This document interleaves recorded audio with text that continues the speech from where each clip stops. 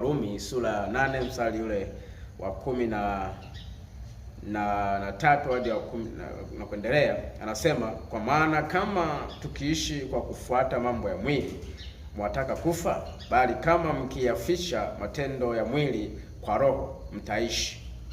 Anasema kwamba kama tukiishi kwa kufuata mambo ya mwili mwataka kufa.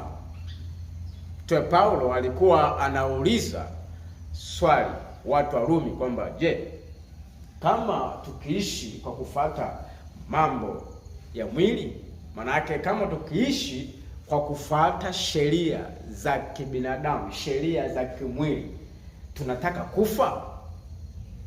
Lakini akasema, lakini mkiafisha matendo ya mwili kwa roho mtaishi. Maana yake nini? Mtu anapoishi katika mambo ya mwili, anapofuata mwili, huyo mtu anataka kufa. Simaanisha atakufa kwa kifo hiki, anamaanisha anataka kufa kiroho. Unajua, unapofuata mwili unakufa kiroho. Maana yake unakuwa hai katika mambo ya mwili, unakufa katika mambo ya kiroho.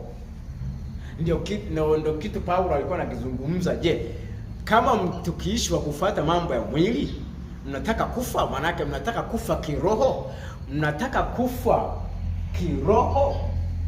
Hakumaanisha kufa kwa mauti ya kawaida, kufa kiroho. Yaani mtu unapofuata mambo ya mwili na kuyafanya mambo ya mwili na kutimiza matendo ya mwili, maana yake unakufa kiroho, unakuwa hauko hai kiroho, unakuwa uko hai kimwili.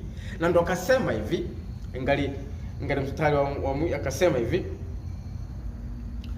bali kama mkiafisha matendo ya mwili kwa roho mtaishi. Umeona? Kama mkiafisha matendo ya mwili kwa roho mtaishi. Maana yake nini? Ukiyaua matendo ya mwili kwa Roho Mtakatifu utaishi. Maana yake maisha yako ya kiroho yatakuwa hai tena.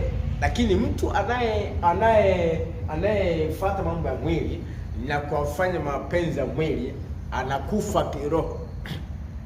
Huyo mtu anakuwa hai kimwili, lakini kiroho anakufa. Sasa Paulo anasema, neno la Mungu linasema hivi, mkiafisha matendo ya mwili kwa roho, mkiafisha matendo ya mwili kwa roho mtaishi. Maana yake ukiafisha matendo yako ya kimwili kwa Roho Mtakatifu